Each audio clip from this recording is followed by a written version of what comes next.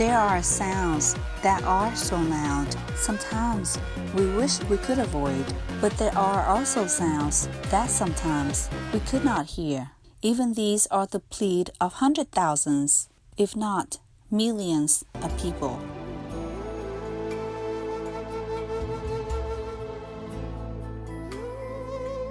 It has been more than 2 decades since Vietnam restored diplomatic relations with its former enemy, the United States, and opened it up economically with the rest of the free world. Vietnam's economy took off quickly. It is very easy for foreign visitors to Vietnam to see many skyscrapers rapidly emerged in Hanoi as well as Saigon. Many famous golf clubs have also been built in this country, which are mostly catered to Westerners. Some of these luxury clubs require an annual membership as high as $25,000, while the GDP income per capita is merely $1,000. It has also been more than 2 decades. A strange phenomenon emerged in Vietnam, one that was rarely noticed by visitors. We call this Young Oang phenomenon.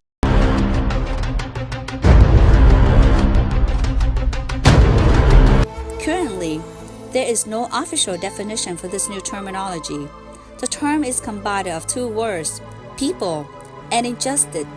It refers to these people who have been evicted from their own homes and their own lands unjustly. Not only they are not compensated adequately, they are often mistreated, beaten, and imprisoned while seeking for justice. When the land raft victims bring the complaints to the local governments, their petitions are not resolved. Usually, they are told to seek resolution from the central government. Once their complaints reach the central government, they will be sent back to the local governments. They become like a balloon being swung back and forth until they reach the ground. Literally.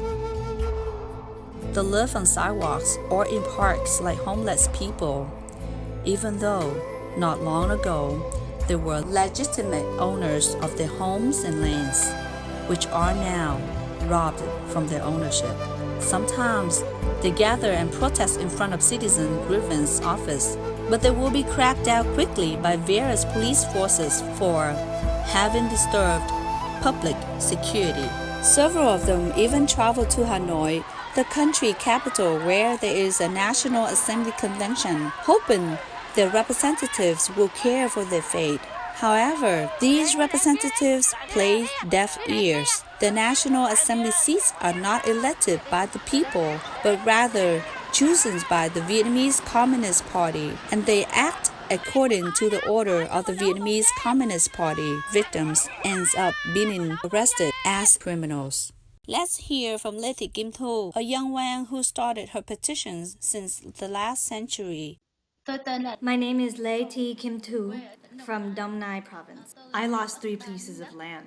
They were seized in different circumstances, pretexts. It's the first land seizure. In 1976, under a disguised name of New Economic Zones, my family was sent to an unexplored land of Dong Nai province. My family was exploited more than 20,000 square meters. In 1982, under the pretext of the construction of Plea hydroelectric dam, the government seized more than 20,000 square meters of land from us without a requisition. We did not receive any compensation for relocation assistance. My family became nomadic. We lived on the road thanks to the goodwill of others. The second was a 1,000 square meter area in Dong Nai province. We resided there since 1984, but in 1994, the local government issued several eviction orders saying that we must vacate the premises. With my fierce oppositions, we managed to keep 600 square meters without a land use right certificate. The third was a 500 square meter area also in Dong Nai province. We occupied that land since 1988. In 1994, again, the local government issued several eviction orders, and they finally seized 400 square meters to build a villa, leaving 100 square meters of land to us, again, without a land use right certificate. I have appealed to local and central governments and even to the office of the Prime Minister in Hanoi. The Prime Minister's office had issued directives to the People's Committee of Dong Nai province, but they still did not resolve my claims. Numerous times over the last 27 years, I was imprisoned 3 times, serving 6 years in total. Next guest is Mr. Bùi Văn Chương, coming from a revolutionary family. My name is Bùi Văn Chương from Nha Trang, Khánh Hòa. Since 1975, my family has been subjected to land seizures 3 times. The land inherited from our ancestors was about 10,000 square meters, but now we only have roughly 100 square meters around our house.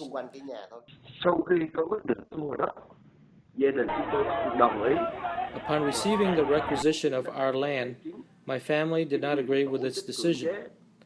On September 25, 2009, the authorities sent soldiers, police forces, prison cars, and canine units to execute the land seizure order.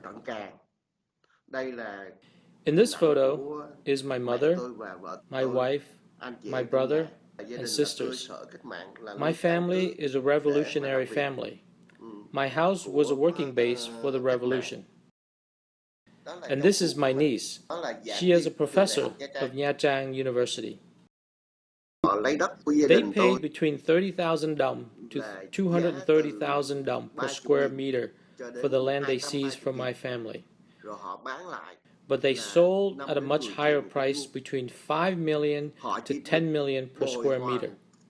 The government did not compensate for the value of the land.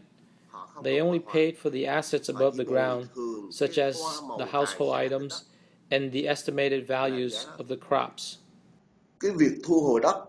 The land seizure forced upon my family was deemed illegal by the Prime Minister of Vietnam. But the issue is that only the provincial government has the jurisdiction over this case, and the violator in this case has now been promoted to be the chief of the province. I have no hope that the case will be resolved favorably for my family. The next person we would like to introduce is Ms. Bùi Thị Minh Hằng. She is one of the famous human rights activists in Vietnam. She actively defended victims of land grab. She often visited the land grab victims across the country to comfort them. She went places trying to raise the victims' awareness about their rights as in the Universal Declaration of Human Rights. Unfortunately, we could not interview her. Her strong advocacy for human rights and citizen rights has led her to a 3-year prison, and she is still being detained. In Vietnam, land grab victims are treated as criminals. Speaking out for land grab victims is also a crime. Above are just a few illustrations of the situation of Young Oang. Across the country, hundreds of thousands of people have their lands grabbed by corrupt officials and accomplices. The government used land grabbing not only to enrich the communist officials, but also to employ it as an instrument to crack down and to persecute targeted indigenous communities, religious congregations, and independent churches. Land disputes in Vietnam basically stem from the political reasons, as the Vietnamese Communist Party has no intention to give up the absolute control over everything, including land ownership, with the absence of a democratic system and the commitment to the rule of law. Residents and farmers remain victims of the communist states.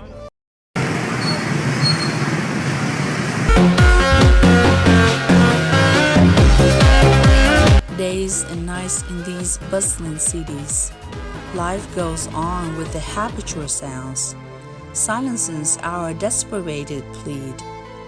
Therefore, we hope you will spare a thought for us, because we are Young Oang.